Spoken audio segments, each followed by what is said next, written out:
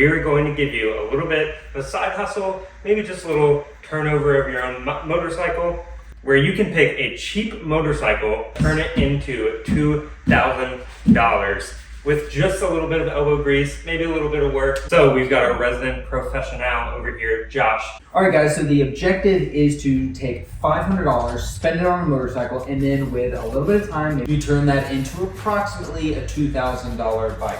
Now, I have a list here of 4 that I think you're gonna be able to find easily, and you can easily, again, with a little bit of know-how, turn it into a $2,000 bike. You gotta keep your eye on Facebook Marketplace, you gotta keep your eyes open for the right deal, but when it comes, you can really capitalize on it. Okay, you just mentioned that you have 4 bikes on this list that are gonna be great flips, but there's also one at the end that you need to stay tuned for to avoid at all costs, okay? Absolutely. You're going to be very tempted by this bike to get it and flip. Do not. Don't bring it out in the end. Avoid it. So the first one is going to be a 91 to 03 Harley-Davidson Sportster. You can get these typically in non-running condition for about $500. What will often happen, and again, you got to take a look at the seller, you got to do a little research, maybe do a compression test when you go to pick up the motorcycle.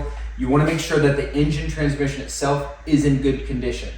If it is, everything else is easy to work on and very inexpensive. The carburetors are dirt cheap. There's plenty of aftermarket ones out there if you didn't even want to go OEM. Gas tanks, fenders, there's everything available for a very low cost. You can easily spend $500 on the Sportster. Make sure it's got a clean title, of course. That's going to be true for every bike in this lineup. Make sure it has a clean title. Please make sure.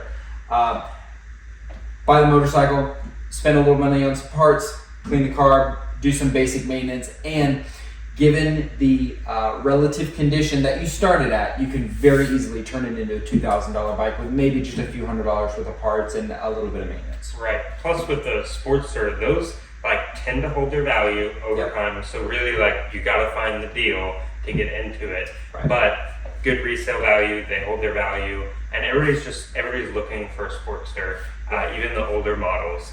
So as long as you're willing to bite the bullet on, maybe if you're not familiar with the Harley-Davidson, just trying to figure out a little bit more on how to work on those versus some of these other bikes.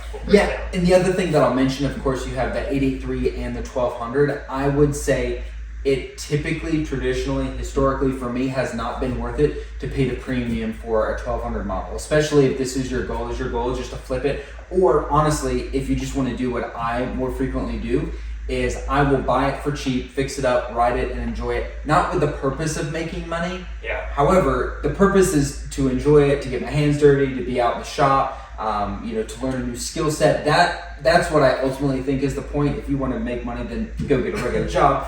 But if you want to enjoy your hobby and maybe enjoy a motorcycle for a few months, spend 6 months on a project, and at the end of the day, you buy a bike for $500, you spend $350 on parts, you got 25 hours of labor, you sell it for $2,000 in 6 months, you're not losing anything. You're really just enjoying your hobby in a really economical way. And I think that's the ultimate point here. Absolutely. Plus, I just have more fun when I'm driving or riding something that I know I got a good deal on. Yes. And then I put in my own work to get it running to work. It's a sense of satisfaction. Absolutely. For sure. Yeah. All right. So the next bike in the lineup is going to be I believe they made it from 98 to 09, the Yamaha V-Star 650. Oh, yeah. This is a great kind of middle of the road cruiser. It looks dimensionally, physically like a full-size cruiser, but it is, a 650. A couple things to note is you do want to make sure that the carburetor is in relatively good condition. If it's sat for many, many, many years, it is about $350 to $500 for a replacement carburetor. So just check it out, make sure it's not completely gummed up. Engines tend to be fairly reliable. The other thing that you want to look out for is the final drive. The final drives on these do tend to go out. The final drive unit is $350 to $400. So if you can take a look at those things, make sure there's no rattling or funny grinding, weird noises in the rear end. Even if it's not running, just put it in gear, turn over the rear wheel. You'd be able to, in some cases, notice that beforehand. Hopefully. But even if $350, $400 is definitely not the end of the world, you can still come out on top if you get it for about $500. Easy bike to work on. Parts are dirt cheap, super cool, great looks for just a classic bike and a good running a one in good running condition that's been well maintained, and somebody takes it, from an unmaintained motorcycle and then goes through all the regular maintenance, take care to bleed the brakes and put new pads on it and change the oil and the air filter and just thoroughly go through it, very quickly you'll have a $2,000 bike on your hands. Absolutely. And this is my theory when it comes to why this makes this bike a good pick. Okay, so hear me out. Okay. It's the 650, which you acknowledge kind of that, like, some people might crap on it because it's a 650, but it's it doesn't look like it, but that kind of is what makes it such a good bike, because there's going to be people who want to upgrade from the 650 and they just want it gone. Yeah. And that's how you're going to get those $500 deals. But then on the other end, this is a great beginner bike for people. Yeah. And they're not going to want to they don't want their first bike or their first couple bikes to be something they want to wrench on. They want something that they can just pick up and ride the next day and have fun with it. That's a great And I think that's why this makes this a good pick on this list, because you got people wanting to move up and people wanting to get started, and that's where the XPS 650 really shines. That I totally agree with all those points. It's just right there in the middle of the road, and for somebody who's looking to get into a beginner bike, it is a large enough bike that you can enjoy for a long period of time. If you got a 250, in about a month you're going to be bored of it in most cases. The 650, the V-Star 650, XVS 650, definitely a solid choice. Which, speaking of 250, did you have something else to add to that? I was just about to dive into the Great. 250. I was about to say, we have a 250 coming. Yes, so this is Kawasaki EX250, the Ninja 250 Classic. They made it from about 1988 to 2007, and it is just a classic Ninja 250. It's the same bike for 20 or so years. But again, this is kind of a somewhat of a similar situation. It is a 250. It is a smaller bike. Typically, people will get it, ride it for 2 or 3 months. They'll upgrade to a larger bike, and then this will tend to sit. And then they just kind of waste away. However, the parts are insanely cheap. It's super easy to work on. The most frustrating thing about it is typically actually seating the carburetor into the boots is actually the biggest pain in the butt thing to do on that specific model, but you can still do it relatively easy with just a small amount of tools. And what tends to happen is once these have sat for a while, the carbs get gummed up, you get bad gas in the tank, and then the tank rusts out. But again, because the tanks and all the accessories, everything is so cheap, you can easily turn a non-running one into a $2,000 bike. Engines are very reliable as well. Darn near bulletproof. Absolutely. And the X250, like you're saying, people move out of that quickly. There's always like turnover in the market with something like that, which is why it makes a good pick. Plus, like, I just want to take a second. I feel like there's so many 20-year-olds looking to get into riding who want to get a good, cheap bike, and that's where the EX250 really shines. But too often they go to like a Chinese, even if it's a 2022, 2024 Chinese bike, and it's like start out with the X250, have some fun with it, move up later if you want to. But like, don't mess around. You make a great point. Like, go out and spend $1,000 on the EX250 and ride it for 3 months, and at the end of the day, it'll still be worth $1,000 if you did nothing to it. But if you spend $1,000, $2,000, $3,000 on one of these Chinese bikes in 6 months, it's worth $200. Like scrap value. Scrap value. Okay, so last one on the list is going to be the Yamaha TW200. This is a super fun bike that has a little bit of a cult following, so it's probably going to be the hardest one to find on this list in terms of getting a good deal. They're out there, but finding a good deal on one is a little bit more difficult.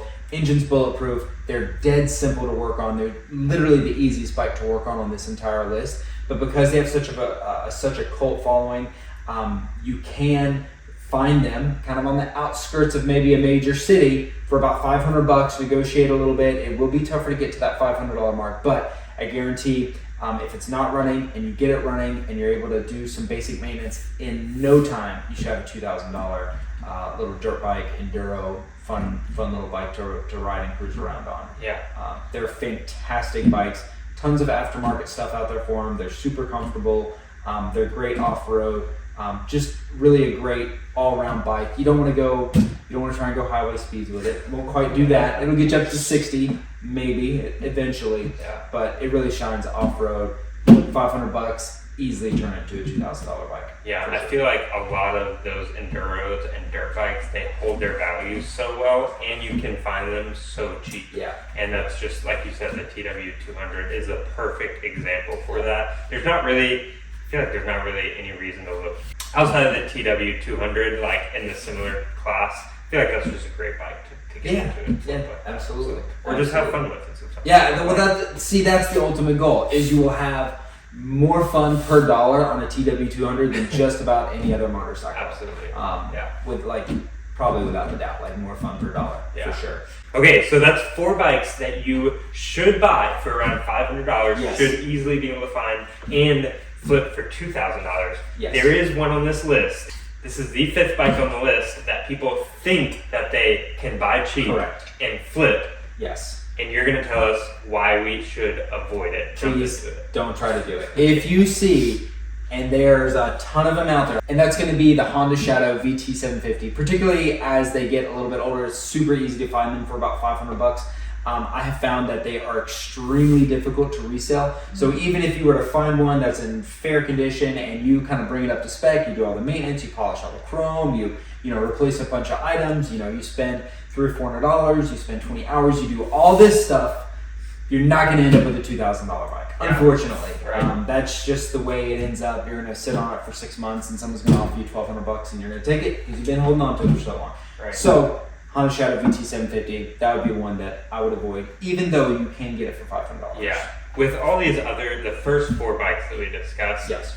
Getting them for $500, you might have to look a little bit harder, you might have to drive a little bit further, but that's how you're going to make that Right. profit margin there. Right. Whereas with the VT750, it's you can find them all day, any condition, Yep. for $500 to $1,000. Just people trying to get rid of them. That's it. Like you said. So that's why you can find them everywhere, and that's why you're not going to make money on them. But they're tempting because some of them look pretty good for that price. They look okay. Reselling them is unfortunate. Last thing I want to mention, Yes. which we've talked about making the money. Okay, $500 to $2,000. Yes. I also want to say maybe you don't want just another $1,500 in your pocket, $1,000 in your pocket. Maybe this is a perfect way to get started with the cheap bike, build it to $2,000 worth of value, sell it, and then get another bike that's worth $1,500 that you can build up to $2,000, or you can put $500 into it and then build it up to something that's worth $3,000 or $4,000. Yeah. So if you want to learn about how to stair step this up, like this video, comment below, because if it turns out well, we're going to be able to do another video in this series, maybe the next step up. So keep it up. Yeah. With that being said though, thanks for watching this video. Comment below, subscribe to the channel, and we will see you in the next video. If you think there's a better bike that you can get for $500 and more quickly turn into $2,000, I want to know about it. Let me know what you come up with. But go ahead and comment below.